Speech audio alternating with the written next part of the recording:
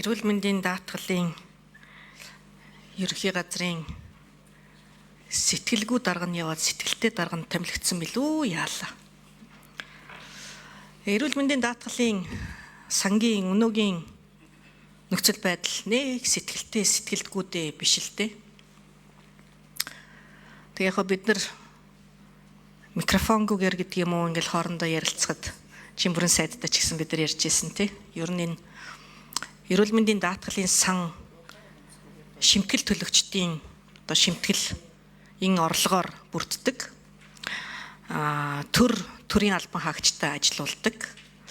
Гэтэл төр өөрийнхөө төрийн албан хаагчдынхаа цалин хөлс өөрийнхөө эзэмшилд байгаа хөрөнгө урсгал зардал энэ зардлыг өөрөө өрөхгүй харин шимтгэл төлөгчдийн нурган дээр үргэлждэг. Тэгэхээр үндсэндээ шимтгэл төлөгчд өнөөдөр өөрсдөө эрүүл мэндийн үйлчилгээ авах ёстой атал төрийн албан хаагчдын цалин эргээд нөгөө төрийн өмчт байгаа байшин барилгын урсгал зардлыг дагаад байгаа байхгүй. Тэгээд яг яс юмн дээр эрүүл мэндийн үйлчилгээгээ сайжруулж чадахгүй хүртээ хэмжээнд байхгүй одоо ингээд үйлчилгээгээ авч чадахгүй нөхцөл байдал төрчээд байгаа юм. Зөвхөн төрийн албан хаагчдынхаа цалингийн энэ шимтгэл төлөлтөөсөө сангаасаа өгöd байгаа мөн гэхлээр үгүй бас хувийн эмнэлгүүдийн урсгал зардал, хувийн эмнэлгүүдийн ажилтнуудын цалин хөлсийг өгöd байгаа юм шиг л одоо ийм одоо маш энгийнээр илэрхийлвэл ийм одоо системд одоо шилжчихэж байгаа. Тэгэхээр нөгөө сангийн орлого нь хязгаартай цалин хөлсөө нэмэгдүүлэхийн тулд цалин хөлсөө авахын тулд эмнэлгүүд бол яалтчгүй арай илүү одоо үйлчилгээний төрлөө нэмэгдүүлэх, үнэтэй байгаа үйлчилгээнүүдээ санал болгох зэрэг асуудлууд яваад байгаа юм л та.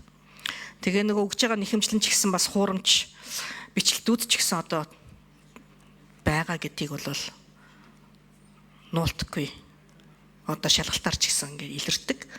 Тэгэхээр энэ асуудлаа хэдүүлээ иргэн яаж засах вэ гэдэг л ийм асуудал байгаад байна. Тэгээ манай Чимбэрэн сайд энэ дээр яг бодлогоо хэдүүлээ хэрхэн яаж засах вэ гэхгүй бол хичнээн дараагийн хүмүүсийг тавиад бүгднийг одоо сэтгэлгүй юмаа гэж буцаах ямар ч боломжгүй шүү дээ. Энэ бол системийн алдаа болохоос биш, тухайн одоо удирдлагын асуудал огтос биш.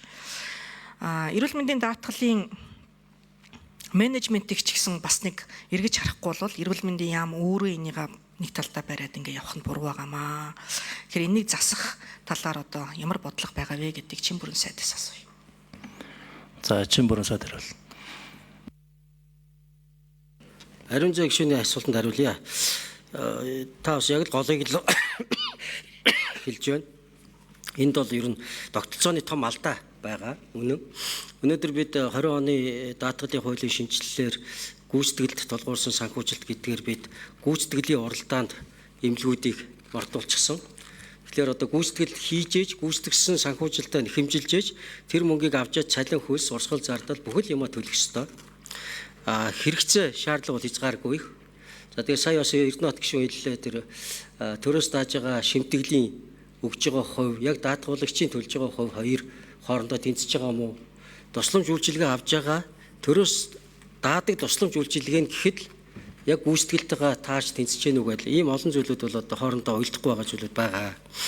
Мэдээж бас олон зуун мянган одоо нэхэмжлэг сар бүр ирэхэд түүний хяндаг тогтолцоо мэдээж механик байдлаар одоо шинжээч нар одоо үзэж тэр бүх нэхэмжлэгүүдийг бас тооцож гаргана гэдэг бол өөрөө бас их төвхтэй амаргүй ажил. Тийм учраас энэ дээр захим шилжилттэй хиймэл оюун ухаан суурилсан технологиуд хүртэл шаардагдаж байна. За энийг яаж засах гэж байгаа юм бэ гэд 26 оны төсөвтэй хамт эрүүл мэндийн даатгалын тогтолцоог бэхжүүлэх, сайжруулах 8 зорилт бүхий 30 үйл ажиллагааны хөтөлбөрөөр бид өргөн барьсан байгаа. Засгийн газартайгаа хамт их хурлд ийм одоо ажлууд хийнэ. Энэ дотор одоо хамгийн гол хийгч байгаа ажил бол ерөөсөө л эрүүл мэндийн даатгалын сан яг одоо даатгуулагчийг эрслээс хамгаалдаг сан гэдэг утгаараа ажилладаг байя. Эрүүл мэндийн яамны харьяа биш ээ. Энэ бол яг одоо бие даасан корпоратив институцчлэгдсэн ийм байдлаар ажиллаа явуулдаг даатгалын сантай болох нэг том зорилго.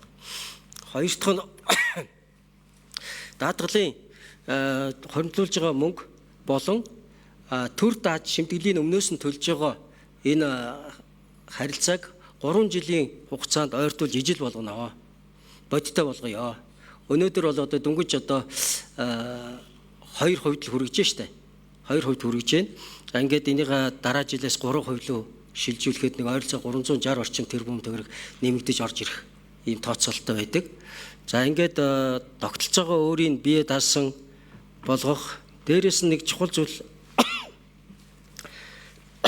байхгүй зүйл бол хяналтын тогтолцоо авахгүй. Хянаж чадахгүй. Гүйцэтгэл гэдэг маань зөвхөн гүйцэтгээд байх биш, үр дүнтэй гүйцэтгсэн үг юу гэдэг л асуудал. Сая ариун зай гишүүнч хэлж байгаа шиг байна. Онц давуулан тавих энэ төр гэсэн асуудлууд хүртэл одоо илэрсэн гарсан зүйлүүд байгаад байгаа. Тийм учраас энэ тогтолцоон дээр илүү одоо хяналтын тогтолцоог илүү сайжруулж өгөх. Тэгээ ямар ч гэсэн тийм алдаагүй зөв шудраг хийснээрээ санхүүжилт авч чаддаг. Санхүүжилтаа аваад тэр нь цалин, тоног төхөөрөмжийн илэгдэл, байшин савны төлбөр, одоо урсгал зардал энэ төрийг бол төлөх хэмжээнд байх ийм хэмжээнд аваачих л одоо гол зорилго агуулж байгаа. Тэгэхээр одоо нөгөө бодиттой өртөг зардлыг зөв тооцсон ийм тогтолцоо бидэнд бас дутагдж байгаа гэдгээс энэ ташрамд бас хэлчихье гэж бодож байна. За ингээд ер нь бол даатгалын сан 26 онд бол санхүүгийн бол нэмэгдэл бол байхгүй байгаа. Одоо тэгэхээр бол одоо санхүүжилт бол хязгаартай эдийн засгийн нөхцөл байдал хүнд байгаа учраас санхүүжилтыг бол одоо нэмж чадаагүй. Гэхдээ бид 26 онд тогтолцоог нь илүү сайжруулах, алдаа гардггүй байх, хон давнаж өр төлдөггүй байх ийм тогтолцоо руу орохыг зорж одоо бас ажилланаа. Тэгэхээр бас одоо өвчин зовлонг одоо хүний амь насанд тулсан өвчин тэдгээрийг бол яаралтай шийдэх байх ёстой. Төлөвлөгөөд товлолт.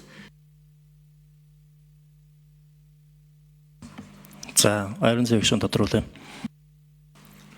Яг би бас нэмж юу хэлмээр байна вэ гэхээр хөрх юм уу сумын эрүүл мэндийн байгууллагын эмч ажилтнууд гудамжаар манад хөвтөөч одоо цалингаа тавих мөнгө хэрэгтэй байна гэж одоо хүмүүсийг хөөж явтлан л зовооморг байгаа байхгүй. Тэгэхээр төрийн албан хаагчид юм болвол төрийн албан хаагчдын цалингийг өөрөө даах хэрэгтэй. Тэрнээс биш зүгээр шимтгэл төлөвчдийн нуруунд дээр өрүүлж болохгүй гэдэг л асуудлыг хэлэх гээд байгаа. Тэгэхээр энэ дээр нэг хэдүүлээ эргэж харахгүй бол нэг зүгээр нэг ядаж одоо энэ урсгал зардалд ядаж наад захын цалингийн төр өөрөө л хариуцахгүй бол шимтгэл төлөгчд ууг нь бол өөрийн өөртөө эрүүл мэндийн үйлчилгээл авчмаар байгаа байхгүй. Тэгэхээр төрийн албан хаагчдын цалин хөлсийг шимтгэл төлөгчдийн нуруунд дээр өрүүлмээр байгаа. Яг гэвэл энэ бол ердөөсөө хэмжээ хязгааргүй асуудал болж байгаа учраас тэр ийм л байна. За үг гэлээ.